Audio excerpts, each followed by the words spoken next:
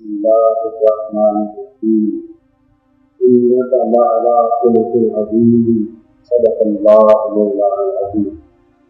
معزز خواتین و حضرات، سیرت النبی صلی اللہ تعالیٰ علیہ وآلہ وسلم کے سلسلہ وار بیان کے ضمن میں آج ہم انشاءاللہ تعالیٰ حضور نبی اکرم صلی اللہ تعالیٰ علیہ وآلہ وسلم کے حسن خلق کے باب میں مساوات کے موضوع پر گفتگو کریں۔ اللہ رب العزت نے حضور علیہ الصلوۃ والسلام کے اخلاق حسنہ کا ذکر فرماتے ہوئے ارشاد فرمایا، اے محبوب صلی اللہ علیہ وآلہ وسلم، بے شک تو اخلاق حسنہ کے بلند ترین مرتبے پر فائز ہے۔ نبی اکرم صلی اللہ تعالیٰ علیہ وآلہ وسلم کے اوصاف و کمالات اور حضور کے خصائل و فضائل سیرت میں سے حضور صلی اللہ علیہ وسلم کا حسن خلق، آپ نے اللہ رب العزت کی بارگاہ سے حسن خلق میں عظمت اور کمال کا وہ درجہ پایا کہ انبیاء اور غیر انبیاء میں سے کوئی فرد بھی اس کمال میں حضور کے مساوی نہ ہو سکا۔ حدیث پاک میں ہے کہ حضور علیہ الصلوۃ والسلام اکثر و بیشتر اللہ رب العزت کی بارگاہ میں یہ دعا کرتے ہیں، اللہم کما حسنت خلقی واحسن خلقی، اے اللہ جس طرح تو نے میرے جسم کو حسن و جمال سے آراستہ کیا ہے، جس طرح تو نے میری شکل و صورت کو کمال درجے کا حسین بنایا، اسی طرح میرے اخلاق کو بھی کمال درجے کا حسین بنایا۔ کما حسنت خلقی واحسن خلقی، میرے ظاہر اور باطن کو، میری صورت و سیرت دونوں کو یکساں درجے کا حسن جمال عطا۔ حضور علیہ الصلوۃ والسلام نے اپنے مقصد بعثت کے بیان میں یہ بھی ارشاد فرمایا، انما بعثت لاتمم مکارم الاخلاق، بے شک میں اسی لیے مبعوث کیا گیا ہوں اخلاق کے مکارم، اخلاق کے فضائل اور اخلاق کی اقدار کو اپنے نقطۂ کمال تک پہنچایا۔ ہر نبی نے اور گروہ رسول کے ہر مقدس فرد نے بے شک انسانیت کو اخلاقی فضائل کی تعلیم، اخلاقی اقدار کو عام کیا، اپنے زمانے کے حالات کے مطابق انسانی زندگی کے اندر اخلاقی اقدار کو بلندی، عظمت عطا کی، لیکن اخلاقی قدروں کو عظیم سے عظیم تر کرنے کا یہ سفر بدستور جاری رہا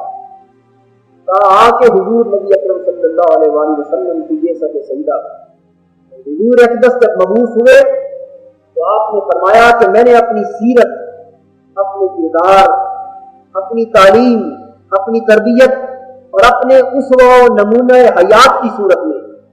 انسانی زندگی کے اندر سیرت و کردار کے اخلاقی فضائل کو اس کمال تک پہنچا دیا ہے کہ انسان کے چشم تصور میں بھی اس سے بہتر کمال نہیں ہو سکتا،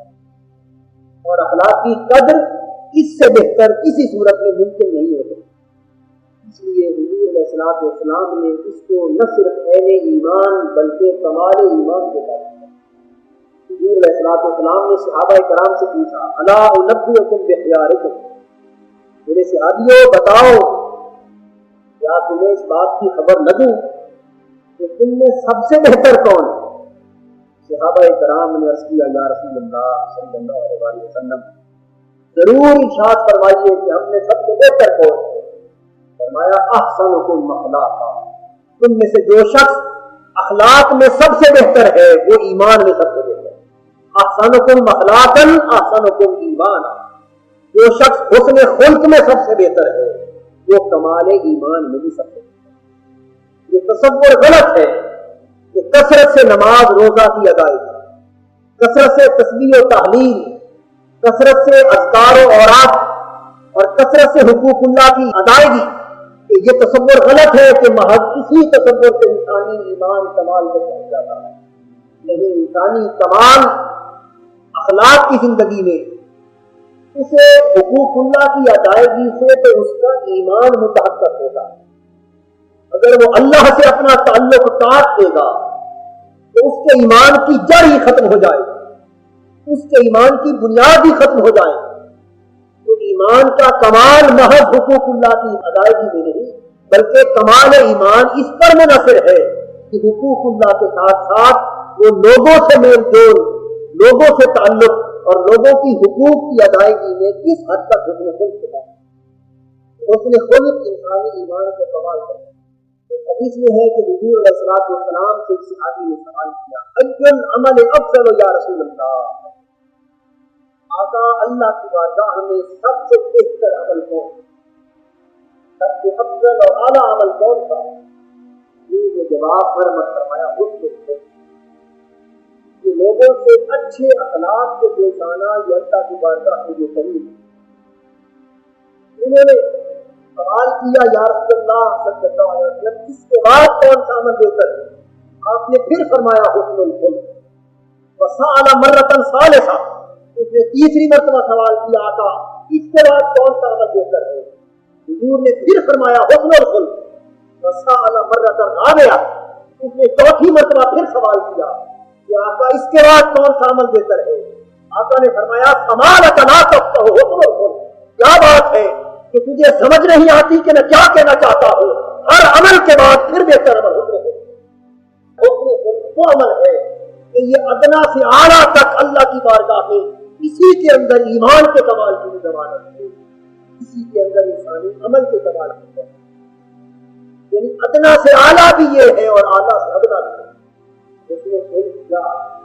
ایک مسلمان بھائی کو مسکراتے ہوئے چہرے سے دیکھ لینا اور محبت اور پیار کی چمک کو آنکھوں میں رکھ کر کسی کو تک لینا، اور سامنے دوست آئے تو اسے دیکھ کر تھوڑا سا مسکرا دینا، تبسم کا چہرے پر مچل جانا، یہ بھی اس نے اسلام نے فرمایا تبسموں کا فی وجہ اخیکا لکا صدقۃ، انسان اپنے دوست کو دیکھ کر اگر تیرے چہرے پر معمولی سی مسکراہٹ مچل جائے تو اللہ کی عزت کی قسم یہ بھی صدقہ جیسی عبادت ہے۔ دوست کو دیکھ کر چہرے پر مسکراہٹ کا پھول جانا، تبسم کا مچل جانا تاکہ اس کی دل جوئی ہو جائے، اسے حوصلہ ہو جائے، اس کی ڈھارس بڑھ جائے، اس کی مایوسی اور بے یقینی امید میں بدل جائے، بس چہرے کی ادنا سی مسکراہٹ کی اللہ کی بارگاہ میں صدقے جیسی بات ہے۔ یہ تو حکم خلق کی بات ہے، میں نے جمالی اور تمہیدی نوعیت کا تذکرہ کیا، لیکن ہماری آج کی گفتگو کا موضوع حسن خلق کے مجموعی تصور پر بات کرنا نہیں ہے، بلکہ اس میں سے مساوات ہر چھوٹے بڑے، ہر غریب و امیر سے اور دنیاوی نظر کے لحاظ سے ادنا و اعلیٰ ہر کسی سے برابر اور یکساں سلوک کرنا، مساوات کی نظر سے دیکھنا اور اونچ نیچ کے وہ دنیاوی اور ذاتی تصورات کہ جن بتوں کے ہم اپنی بدبختی کے سبب سے گزاری کریں گے، اس تصور سے پاک ہو کر چھوٹے بڑے غریب امیر کے امتیاز کو مٹا کر ہر ایک سے یکساں حکم درست کی بات ہے۔ اس لیے السلام کے اخلاق حسنہ نے سکھایا، حدیث مبارکہ کتب اور سیرت طیبہ کی کتب دین کے ان کے حسن کیسی تحقیق کے دیکھیں خیالات ابھی بھی بات میں آتا ہے۔ دین نبی اکرم صلی اللہ تعالیٰ علیہ وسلم کی مجلس میں ہر غریب و امیر، ہر چھوٹے بڑے، ہر غلام اور ہر سردار کو برابر حیثیت حاصل کیوں ہوتی کہ یہ قرآن مجید کی بنیادی تعلیمات میں سے کہ معاشرے ان کے اندر غربت و عمارت کی بنیاد پر طبقاتی تفاوت قائم کیا جاتا ہے، ان کے اندر مال و دولت کی کثرت اور قلت کی بنا پر، ان کے اندر عہدہ و منصب کی چھوٹے اور بڑے ہونے کے فرق کی بنا پر اعلیٰ اور ادنا کا امتیاز کیا جاتا ہے اور عزت میں تفاوت اور فرق قائم کیا جاتا ہے۔ تو معاشرے اللہ کے رسول کی بنا پر اسلامی معاشرہ وہ ہے جو غیر اسلامی تفاوت کے سارے بتوں کو حقارت کی ٹھوکر کے پاس پائے، اس لیے کہ اسلام کے اندر اور اسلامی معاشرے کے اندر مال و دولت کی کثرت کسی کو بڑا نہیں بنا دے، جاہ و منصب کی عظمت کسی کو بڑا نہیں بنا دے، بلکہ بڑائی کا ایک ہی معیار ہے، ان اکرمکم عند اللہ اتقاکم، جو سب سے بڑا متقی ہے، جو اللہ کو زیادہ محبوب اور مقرب ہے، وہ وہ معاشرے کا بڑا فرق ہے. جو فاسق و فاجر ہے وہ معاشرے کا چھوٹا ہے. وہ شخص غربت زدہ کیوں نہ ہو, افلاس زدہ کیوں نہ ہو, پاؤں میں پہننے کے لیے جوتی کیوں نہ ملے اور دیوے تن اپنے پھٹے پرانے کپڑے کیوں نہ کر رکھے, لیکن وہ اگر اللہ کی بارگاہ کا مقرر ہے, اللہ کا محبوب بندہ ہے, حقوق اللہ حقوق العباد کے پیمانے پر پورا اترنے والا ہے اور ایمان اور عمل کے کمال کے زیور سے آراستہ ہے, وہ اس معاشرے کا اعلیٰ ہے. اور وہ شخص جو فسق و فجور کی زندگی میں اللہ اور اللہ کے رسول کے خلاف بغاوت اور سرکشی کی زندگی میں مبتلا ہے, وہ مال و دولت اور جاہ و منصب کے اعتبار سے بڑھائی کے آخری حد پر کیوں نہ ہو, تو اللہ کی نظر میں چھوٹا ہے.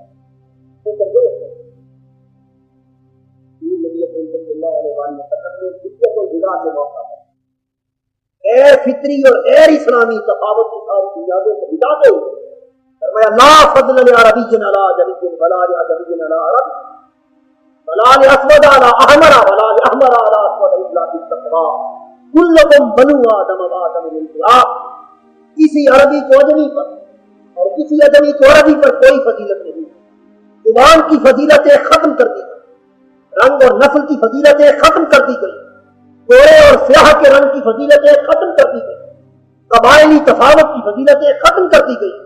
فرمایا یہ سب کچھ دور جاہلیت کی پیداوار تھا اور میں دور جاہلیت کے سارے بتوں کو اپنے پاؤں کے نیچے رہ گا. آج کے بعد بڑا وہ ہے جو اللہ کا مقرر بندہ ہے اور چھوٹا وہ ہے جو لوگوں تم اپنے رنگ کی بنا پر, نسل اور قبیلے کی بنا پر, جاہ و منصب کی بنا پر, مال و دولت کی کثرت کی بنا پر, ارے کس بنا پر گھمنڈ کرتے, کس بنا پر تکبر کرتے, کس بنا پر رعونت کا بہتر بنتے. اس لیے کہ کلکم بنو آدم وآدم من تراب, تم میں سے ہر غریب و امیر اور ہر چھوٹا بڑا حضرت آدم کی اولاد ہے اور آدم کو اللہ نے مٹی سے پیدا. ناجائز گھمنڈ, تکبر اور رعونت کے سارے دوسرے کے پاس دیکھنے کی بات یہ کہ تعلیمات کی حد تک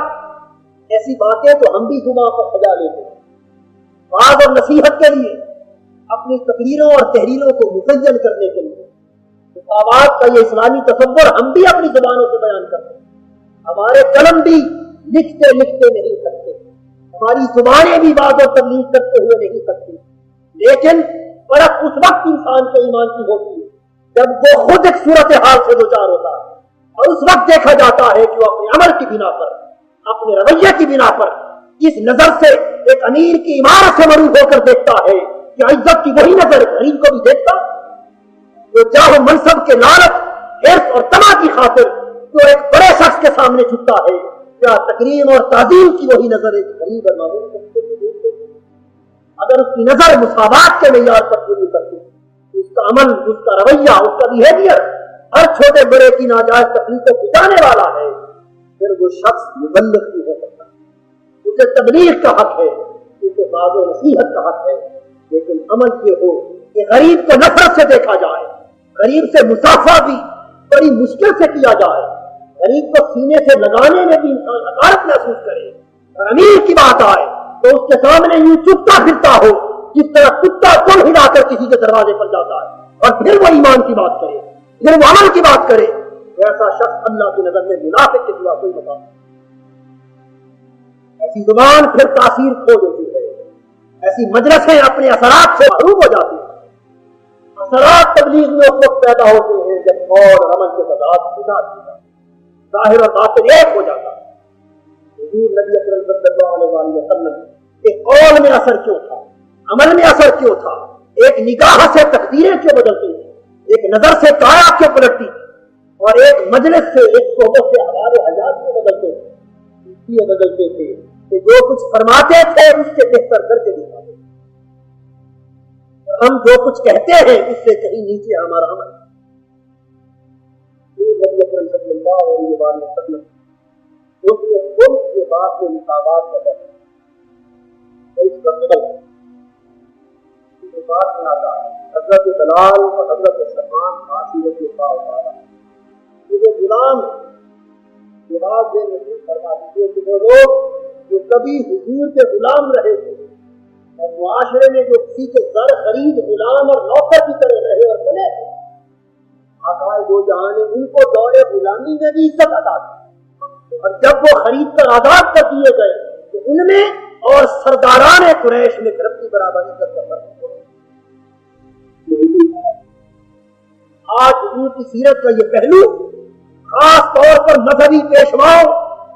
روحانی پیشواؤں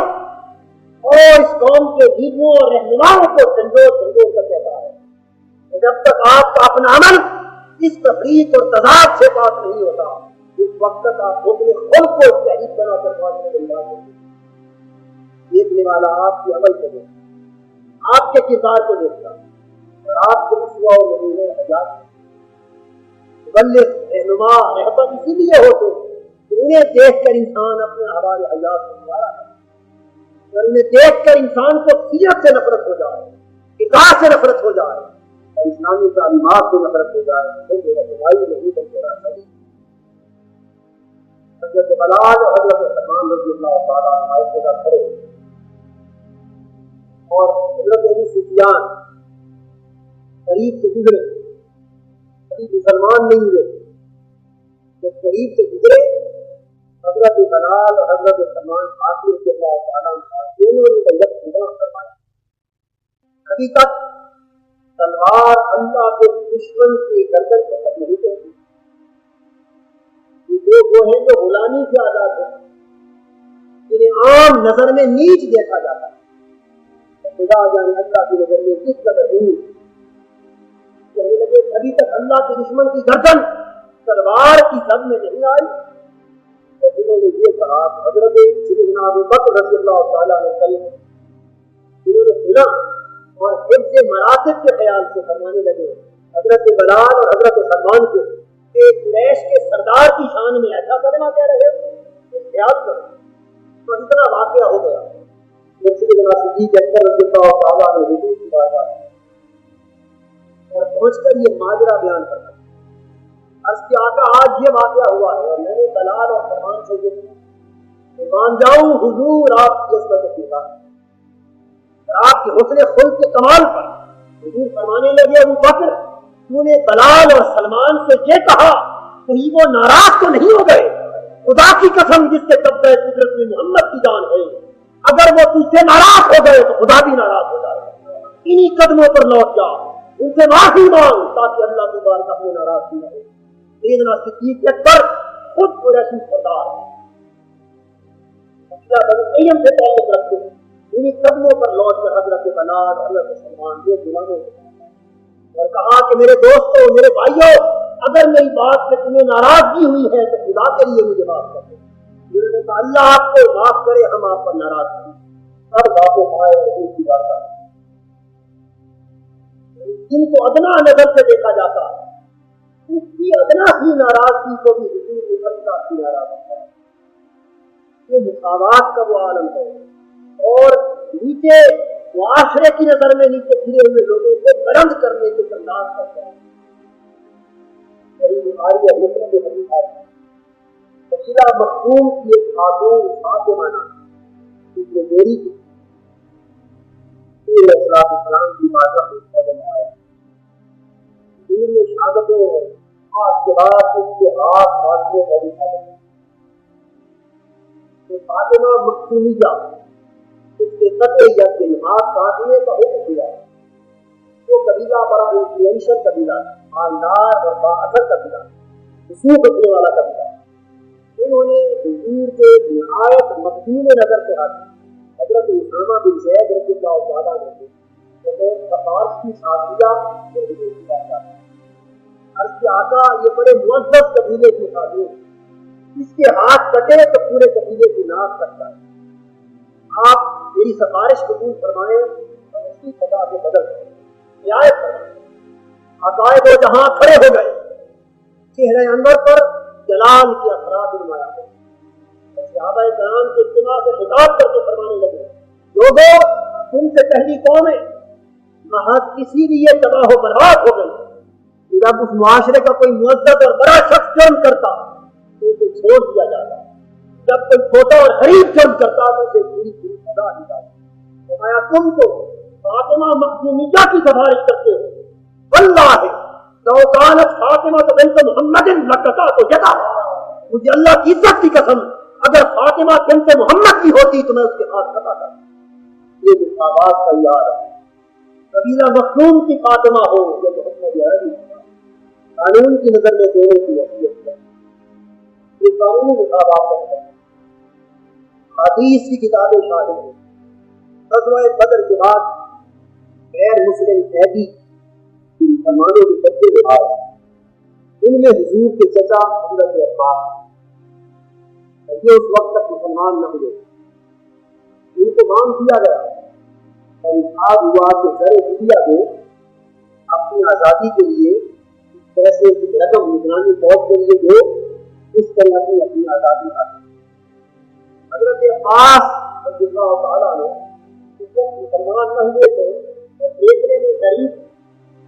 ان کے پاس مال اسباب نہ تھا۔ انصار میں سے بعض صحابہ نے، نرم دل صحابہ نے دیکھا کہ جیسے بھی صحیح لیکن ہے تو حضور کے پیدا، انہیں حضور کے ساتھ ان کی اس نسلی اور دینی قیادت کا احساس ہو گیا۔ ان کی بارگاہ میں حسبی آقا اگر اجازت ہو تو حضور کی قرابت کی وجہ سے جناب عباس کو زر فدیہ سے مستثنیٰ کرتے ہیں، ہم خود درخواست کرتے ہیں۔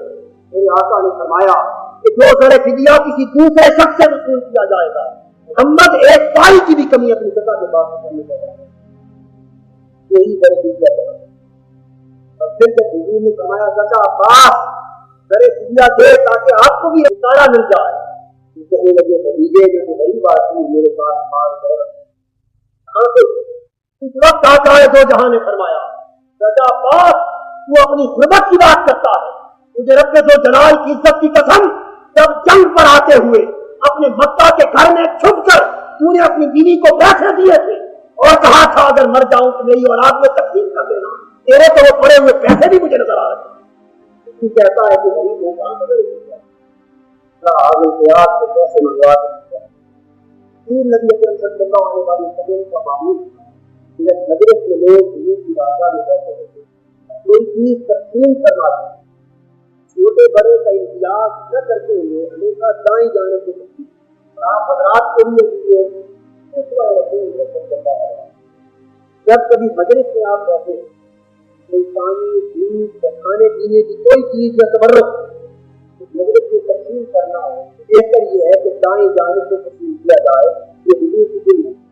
ان کا معمول تھا کہ ہمیشہ دائیں جانے سے تقسیم کرنا۔ اب صحیح بخاری میں حدیث آتی، ایک روز حضور کو تقسیم کرنا، بڑے بڑے صحابہ کبار جلیل القدر صحابہ اور خلفاء راشدین جیسے مجلسدار مجلس میں حضور کی بارگاہ میں موجود، اور اتفاق یہ ہے کہ حضور کے دائیں جانب سب سے پہلے حضرت عبداللہ بن عباس بیٹھے اور یہ کم سے بچے تھے۔ حضور کی خدمت میں ہدیۃً دودھ پیش کیا گیا، حضور علیہ السلام نے کچھ دودھ لوٹ کروا کر اب بقیہ دودھ پہلے مجلس میں تقسیم کروانا چاہتے۔ حضور نے حضرت عبداللہ ابن عباس کو دیکھا کہ چھوٹا سا کمسن بچہ پیار سے دیکھ کر فرمانے لگے ابن عباس اگر تم اجازت دے تو جو بزرگ صحابہ بیٹھے ہیں پہلے ان کو دودھ دے دیں، دکان جائیں یہ کس قدر حق ہے، کس قدر انصاف ہے سیرت کے ساتھ اور دیانت کے ساتھ۔ بچے کو چھوٹا بچہ سمجھ کے نظر انداز نہیں کی جاتے، بچہ ہے چلو کیا ہم خدا جانے کسے نظر انداز کر جاتے ہیں، لیکن سیرت مصطفی کا یہ عالم ہے کہ کم سے بچے کو بھی بچہ سمجھ کے نظر پاس اگر اجازت دے کہ دودھ بڑے مزیدہ صحابہ میں چاہیے کہ دودھ کر دیں، اور پھر وہ بھی مکتب و صحبت مصطفی کے خیالات کا بچے معمولی سمجھ دودھ کے بچے نہ تھے، دیکھ رہے تھے کہ ابھی تازہ تازہ اس دودھ کو میرے آقا کے لگ لگے، ابھی حضور نے کیا ہے اور نوش فرما کر ملنے کی باری ہے۔ عرض کرنے لگے آقا ہر بات مان لیتا لیکن حضور کے لگ لگے ہو دودھ کو میں اس عطیے پر اثار نہیں کر سکتا، یہ تو میں پیچھے رکھوں گا۔ حضور نے فرمایا اگر تو اجازت نہیں دیتا تو جا تیرا ہی حق ہے، کم سے بچے کرے۔ یہ مساوات کا معاملہ، کم سے ہے یہ برگزیدہ ہے،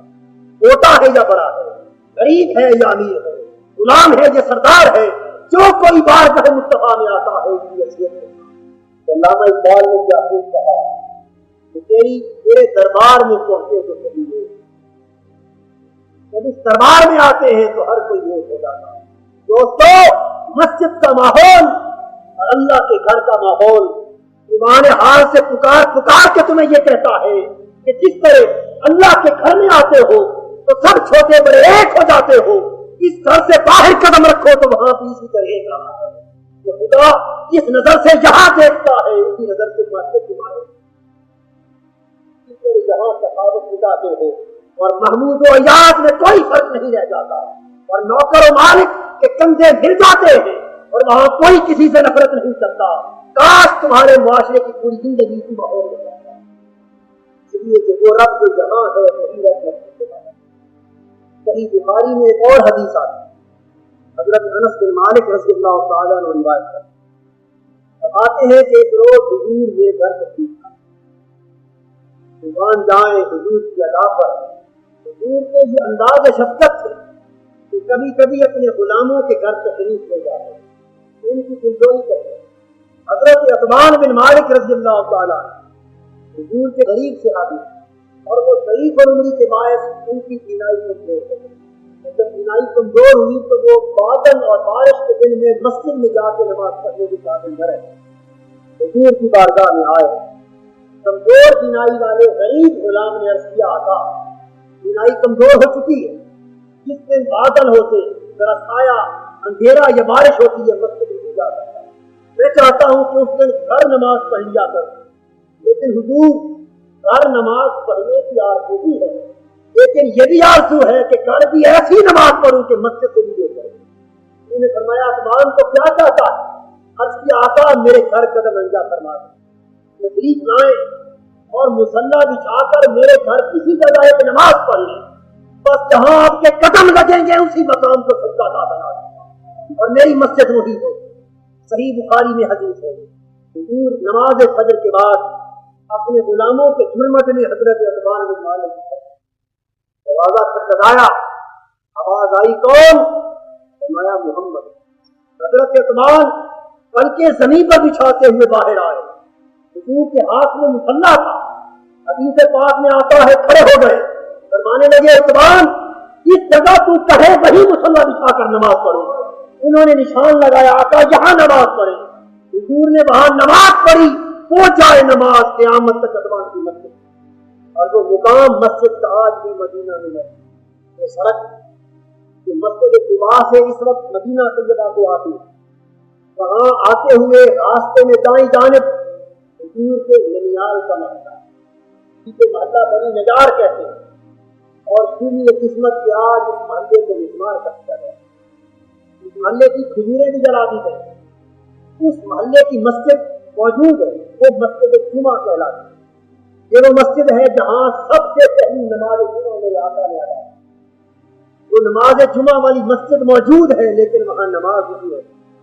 وہاں اذان اور جماعت معطل ہے۔ اس مسجد جمعہ کے بالکل سامنے سڑک کے دوسری جانب ایک احاطہ تھا،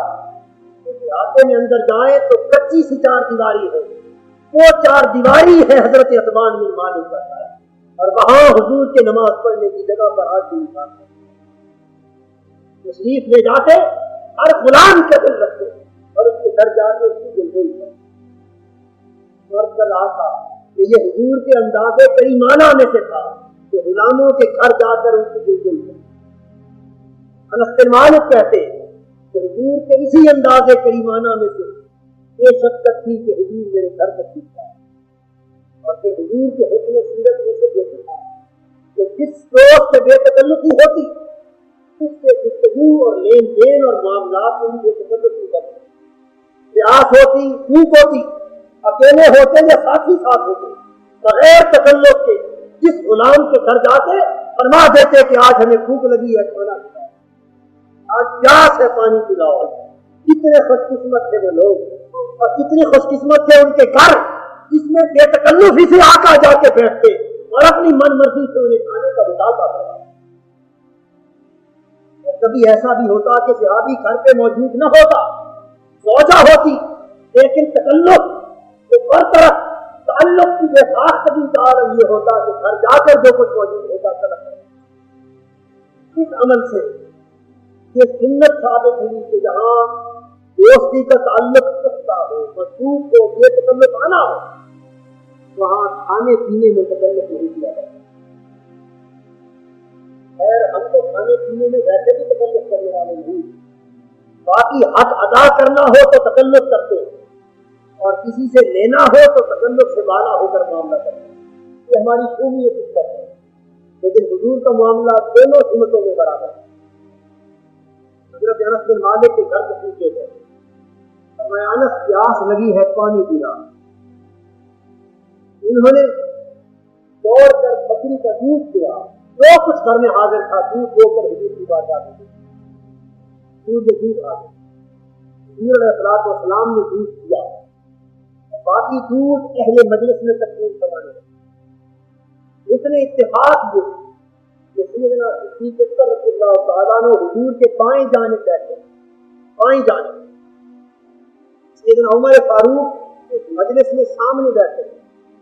اور ایک دیہاتی غریب شخص حضور کی دائیں جانب بیٹھے. جب حضور خوب نوش فرما چکے سیدنا عمر فاروق رضی اللہ تعالیٰ نے ادباً اشارہ کیا کہ آقا اگر پسند فرمائے تو بقیہ دودھ ابو بکر کو عطا کریں. اب دیکھیے اس میں بھی لالچ رہی ہے, نواز شاہ میں بھی دوستوں کو مقدم رکھا جا رہا ہے. اشارہ کیا حضور سیدنا ابو بکر کو دودھ عطا. میرے آقا فرمانے لگے نہیں, ابو بکر بائیں جانب ہے, دائیں جانب جو بدو بیٹھا ہے مقدم اس کا. اس غریب پھٹے پرانے کپڑوں والے بدو کو ابو بکر اور عمر پر بھی مقدم ہے. یہ حضور کا عمل ہے, آواز کا نتیجہ ہے. پھر جب صحابہ کرام کے ساتھ مل جل کر سفر کرنا ہوتا, اثر ہوتا, کسی کام میں شریک ہوتے تو برابری کے اصول پر حضور ذمہ داری قبول کرنا, برابر کے شریک ہوتے, برابر کا کام کرتے. ابھی کے بات میں ہے کہ مسجد نبوی کی تعمیر کا وقت آیا. حضور علیہ الصلوۃ والسلام خود تعمیر مسجد میں شریک ہو گئے. صحابہ کرام کے ساتھ مل کر حضور پتھر اٹھاتے رہے, اینٹیں اٹھاتے رہے, مسجد نبوی کے لیے لکڑیاں چنتے رہے, گارا اٹھاتے رہے. اور جہاں تک کہ حدیث میں آتا ہے اس قدر مزدوری کی صحابہ 10 بستہ التجا کرتے رہے کہ آقا یہ غلام کی حضور تکلیف نہ فرمائے, لیکن پھر بھی کام کرتے رہے. یہاں تک کہ حدیث کے پاس میں ہے کہ حضور کے بطن اکثر یعنی پیٹ مبارک پر گرد اور مٹی کی تہ جم گئی, لیکن پھر بھی کام کرنے لگے. غزوہ احزاب کا وقت, خندق کھودی جا رہی, حضور بھی صحابہ کے ساتھ مل کر مسلسل دھوپ کے عالم میں, آٹے کے عالم میں خندق کھودے جا رہے. اپنے اکثر پر کپڑوں پر مٹی جم گئی, گردآلود ہو گئے کپڑے, لیکن بات نہ آئے. صحابہ کرام جو 2-3 دنوں سے پوچھے تھے اور خندق کھودے جا رہے تھے, آدم نے عرض کیا آقا اپنے پیٹ سے قمیض اٹھا کر حضور دھوپ کی شدت کا یہ عالم ہے کہ پیٹ پر پتھر بندھا ہے. میرے آقا دیکھ کر مسکرا دیے اور بدن مبارک سے قمیض اٹھا کر دکھانے لگے فیضا ہوا حجرین. فرمایا تمہارے پیٹ پر ایک پتھر ہے تو محمد کے پیٹ پر 2 پتھر. میں بھی تمہارے ساتھ مسلسل کھاتا کر رہا ہوں. یعنی کام میں برابر کی شرکت کا تصور حضور نے مساوات کے تصور قرآن کر. غزوہ بدر کے لیے جا رہے ہیں, وہ 70 اونٹ, ایک اونٹ 3 سواروں کے حصے میں آئے. حضرت علی بھی حضور کے ساتھ کھڑے, باری باری ایک صحابی سواری کرتا, 2 صحابی پیدل چلتے, اور دوسرے صحابی کی باری آتی ہے شروع کیا. اسی طرح ایک اونٹ حضور کے ساتھ 3 افراد کے حصے میں آیا. آقا دو جہاں نے بھی اپنی باری پر سواری کی. جب سفر اپنی باری کا ہو چکا تو نیچے اتر آیا, صحابی کو اونٹ پر بٹھایا اور لگام ہاتھ میں پکڑ کر چلنے لگے. صحابہ کرام دست بستہ رونے لگے کہ آقا خدا کے نام پر ہمارے حال سے رحم کیجیے, یہ غلام اور خدام کس لیے ہے. فرمانے لگے کیا تم یہ سمجھتے ہو کہ اللہ کو راضی کرنا تمہارا کام ہے؟ میں بھی تو اللہ کا بندہ ہو کر اس کی رضا کا کرتا ہوں, اور اس کی رضا اس محنت اور مشقت کے ہاتھ میں. حضور علیہ السلام صحابہ کرام کے جملہ عموم میں کس طرح شریک ہوتے کہ مساوات کے تصور کے حدیث مبارکہ میں آتا ہے حضور نبی اکرم صلی اللہ علیہ وآلہ وسلم صحابہ کے ہمراہ ایک سفر پر جا رہے ہیں. دوران سفر کھانے کا وقت آ رہا ہے اور کھانا تیار نہ کبھی ہوئی کہ کھانا جلدی تیار کیا جائے. صحابہ کرام نے مختلف کام اپنے کسی نے پانی کا کام, کسی نے آٹا بھیجنے کا کام, کسی نے دلیا پکانے کا کام. اور جب ہر کسی نے ایک ایک کام اپنے ذمہ لیا تو آقا ہے جو جہاں صلی اللہ علیہ وسلم نے فرمایا کہ میں جنگل سے لکڑی کاٹ کے لاؤں, یہ کام دے رہے. صحابہ کہنے لگے آقا ہمارے حال پہ رحم فرمائیے, ہم جو موجود ہیں پھر حضور کو تکلیف کی کیا کریں. میرے آقا نے فرمایا کہ میں پسند نہیں کرتا کہ کوئی شخص اپنے ہمراہیوں میں خود کو گستاخ بنائے. اللہ بھی اسے پسند نہیں کرتا جو اپنے ساتھی میں خود گستاخ ہو سکتا ہے. اگر تم نے اپنے دل میں کام دیا ہے تو یہ کام نہیں دیا. حدیث مبارکہ میں آتا ہے کہ حضور علیہ السلام غریبوں کی بالخصوص دلجوئی فرمائے, مسکینوں کی, محتاجوں کی, بیوہ عورتوں کی, اور غلاموں کی بالخصوص دلجوئی فرماتے. اور ان میں کوئی مریض ہوتا تو بڑے شوق سے حضور عادت کے لیے تکلیف دیتے, ورنہ عادت کا حق ہر امیر و غریب دونوں کے لیے کرتا ہے. لیکن کوئی غریب اور بے سہارا بیمار ہوتا تو بڑے اہتمام سے جاتے, اس لیے کہ معاشرے اکثر امیروں کی عادت کے لیے, بڑوں کی عادت کے لیے اپنے کم و لالچ کی خاطر تو بڑے شوق سے جاتے ہیں. لیکن غریب اور بے سہارا بیمار ہوتا ہے تو دین کی مدد کی وہ کمی تو معاشرے میں رہ جاتی ہے. چھوٹے لوگوں کے ساتھ اس کمی کی طرح سے حضور اپنی عمل جن کے گھروں میں جاتے ہیں وہ مر جاتا خصوصیت سے تعزیت کرتے, اہتمام سے خود نماز جنازہ پڑھانے کے لیے جاتے. اور حدیث میں آتا ہے کہ جب حضور کسی غریب کے گھر جاتے, مسکین, محتاج اور بے سہارا لوگوں کے پاس جاتے تو ان سے اس طرح کھل مل کر پیار اور محبت کے ساتھ بیٹھ جاتے کہ آنے والا پہچان ہی نہ پاتا کہ آتا کون ہے. ان سے کھل مل کے بیٹھ کے کیوں نہ کرتے کہ قرآن نے یہ تعلیم دی تھی بلا تعدوئینا انہم خرید زینت الحیات. میرے محبوب یہ غریب, یہ بے بس و بے کس, یہ چھوٹے, یہ غلام جنہیں معاشرہ حقارت کی نظر سے دیکھتا ہے, جن کے پھٹے پرانے کپڑے, ٹوٹے ہوئے جوتے اور جن کی بے حیثیتی کو دیکھ کر معاشرہ نظر انداز کر دیتا ہے. محبوب اگر یہ تیری بارگاہ میں آئے تو انہیں خصوصی شفقت و اتفاق کے ساتھ دیتا ہے, تاکہ باہر ان کی دل شکنی ہوتی ہے, جب تیری بارگاہ میں آئے تو یہاں کا دل شکنی ہے. بلا تعدوئینا تعالی, جب یہ تیرے پاس آئے, حدیث میں آتا ہے اور آیت کے گانے نزول میں مفسرین بیان کرتے ہیں کہ مکی زندگی میں حضور کی خدمت میں اولاً دائرہ اسلام سے دور کر کے حلقہ غلامی میں آنے والے غلام غریب اور مشہور لوگ. آپ کو یاد ہوگا کہ بیان سیرت کے اوائل میں نے یہ بھی عرض کیا تھا کہ صنعتکار بھی دائرہ اسلام میں اکبر ہوتا ہے, تاجر بھی داخل, مزدور بھی, ہر طبقہ زندگی کے افراد ہو کیا ہے. لیکن جب غریب اور غلام حضور کی بارگاہ میں بیٹھے ہوتے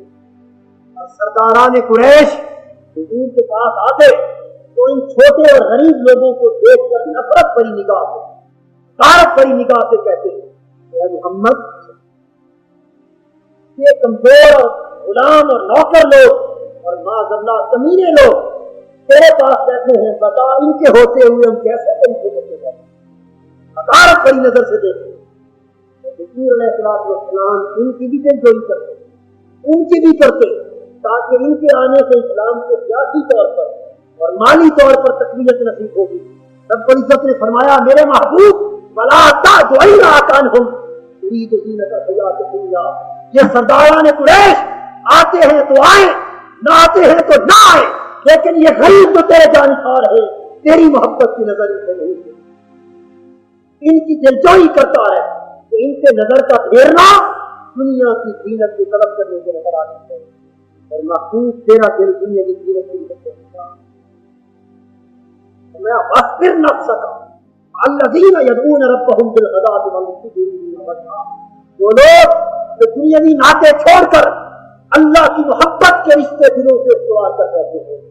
جو خدا کے عشق و محبت کی شراب میں مست و بیخود ہو گئے ہیں، اور جنہیں رب کے مکھڑے سے محبت کے سوا اور کوئی چاہت نہیں رہی، وہ بے شک غریب صحیح، وہ بے شک اہل صفا صحیح، وہ بے شک فقر و فاقہ زدہ صحیح، وہ بے شک پھٹے پرانے کپڑوں والے صحیح، بے شک انہیں تن ڈھانپنے کے لیے چادر ہے جو ٹانگوں پر باندھتے ہیں تو ان کا حصہ ننگا ہوتا ہے، بے شک ان کے پاس دو دن کھانے کو کچھ نہیں ملتا، لیکن محبوب یہ ہے تو اللہ سے محبت کرنے والے ہیں، جب یہ تیرے پاس آ جائیں تو تو اس وقت تک ان کے پاس سے نہ ہل جب تک یہ اس کے چلے نہ جائیں، تاکہ تیری بارگاہ میں نہیں سکے۔ صلی اللہ علیہ وسلم کے زمانے میں مدینہ طیبہ کی ایک فراہی بستی میں ایک غریب عورت، بے سہارا عورت بیمار، حضور اس کی عادت کو تشریف لے گئے اور اس کی حالت کو دیکھ کر اندازہ فرما لیا کہ یہ سچ نہیں سکتی تھی، وہ غریب اور بے سہارا، دیکھ کر صحابہ سے فرمانے لگے کہ ان قریب یہ مرنے والی ہے، اور یاد رکھو جب یہ مر جائے تو مجھے اطلاع دینا، اس کا جنازہ پڑھانے کے لیے میں خود جاؤں۔ اور ان کے جنازے کبھی ایسا بھی ہو جاتا تھا کہ کسی اور نے موقع پر پڑھا دیا، لیکن حکم صادق فرمایا کہ اس غریب اور بے سہارا عورت کا جنازہ بہتر ہے۔ حدیث پاک میں آتا ہے کہ وہ عورت رات دیر سے، جب رات بیت گئی تو اس کا انتقال ہوا۔ اس کی تسلیم کرنے کے بعد صحابہ حضور کے در دولت کر لیا، اور صحیح بخاری میں یہ حدیث ہے کہ وہاں لے آئے کہ دیکھا کہ حضور کا در دستبند ہے اور حضور رات دیر کا وقت ہے آرام کر رہا ہے، انہوں نے نیند کے وقت میں حضور کے لیے آرام کرنا ثابت کیا اور اس کا جنازہ پڑھا کے دفن کر دیا۔ اس لیے کہ یہ بات اپنی جگہ بجا، لیکن قرآن کا یہ بھی تو حکم تھا کہ جب میرا محبوب آرام کر رہا ہے تو دروازوں کے باہر کھڑے ہو کر آوازیں دے کر بھی آرام نہ کیا،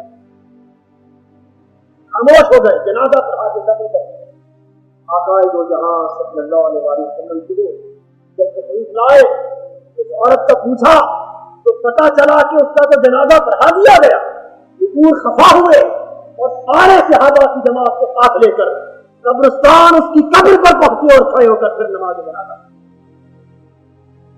وہ غریب اور بے سہارا تھی، میرے جنازہ پڑھانے کی سعادت میں محروم ہو گیا۔ یہ غریبوں، یتیموں، بیووں اور بے سہارا لوگوں کی دل اور ان سے بھی مساوات کا تعلق، بلکہ ان سے بڑھ کر تعلق شفقت رکھنا یہ حضور کا اسوہ و نمونہ حیات ہے۔ مخصوصات غوثیہ میں سیدنا غوث العظم شیخ عبد القادر جیلانی رضی اللہ تعالیٰ عنہ فرماتے ہیں کہ رب ذوالجلال نے میرے دل پر یہ بات القا کی اور فرمایا کہ عبد القادر تو میرے دوسرے بندوں میں یہ اعلان کر دے، تبلیغ کر دے کہ وہ لوگ جو غربت اور افلاس کی آگ میں جلنے والے ہیں، جو غریب ہیں، محتاج ہیں، بے بس و بے کس ہیں اور مسکین ہیں، انہیں کہہ دے کہ بڑے شوق اور محبت سے ان کی دعوت کیا کرو، انہیں دسترخوان پر بلایا کرو، ان کے کھانے کا اہتمام کیا کرو، ان کی دعوت کیا کرو، کیوں کہ میں اکثر ان غریبوں کے گھر مہمان ہوں۔ اللہ رب العزت کا ارشاد ہے کہ غریبوں مسکینوں کی دعوت محبت سے کیا کرو، کہ اللہ اکثر غریبوں کے گھر مہمان ہوتا ہے۔ انہیں دسترخوان پہ بلانا در حقیقت اللہ رب العزت کا حق بندگی ادا ہے۔ اس لیے تو قرآن ایک غریب کی مدد کو کہتا ہے وَقْرِضُ اللَّهَ قَرْضًا حَسَنًا، جو اللہ کو قرض دینے کے مطابق ہے، اور وہ صدقہ و خیرات جو تم کسی غریب کو دیتے ہو اللہ اپنے طرف سے قدرت کی وصول کرتا ہے اور بالکل ہوتا تھا۔ حدیث پاک میں ہے کہ قیامت کا دن ہوگا، ایک شخص سے حساب کتاب کے دوران پوچھا جائے گا کہ میرے بندے بتا، اللہ رب العزت خلاص کرے، بتا کہ میں بھوکا تھا، مجھے کھانے کی طلب تھی لیکن تو نے مجھے کھانا نہ دیا، میں پیاسا تھا، مجھے پانی کی طلب تھی، تو نے میری پیاس نہ بجھائی، میں بیمار تھا، تو میری عادت کے لیے نہ آیا۔ بندہ کہے گا رب الجلال کیونکہ بھوک پیاس اور بیماری کے ساتھ میں کس طرح تیری عادت کر سکتا تھا, میں کس طرح تیری بھوک اور پیاس کو دور کر سکتا تھا. ارشاد ہوگا نادان بندے, تجھے خبر نہیں کہ تیرے علم میں تھا کہ فلاں غریب شخص بھوکا ہے, پیاسا ہے, اور اگر مجھے اپنی عزت کی قسم تو اسے کھانا کھلا دیتا تو میں سمجھتا کہ تو نے مجھے کھانا, اسے پانی دے دیتا تو میں سمجھتا کہ مجھے کرے, اس مریض کی عادت کر لیتا تو وہ عادت میری کر دیتی. یہ فائدہ اور نتیجہ یہ ہے کہ دیکھنے جنوب کسی مستحق سے کیا جاتا ہے, اللہ تعالیٰ اسے اپنی بارگاہ میں احسان کا بدل کروا ہے, اور ہر جزا الانسان الا الاحسان, اور اس احسان کا بدلہ وہی سے احسان ہوتا ہے. اللہ تبارک و تعالیٰ ہمیں حسن خلق کے زیور سے آراستہ فرمائے اور مساوات کی حقیقی روح سے مرحوم بنائے.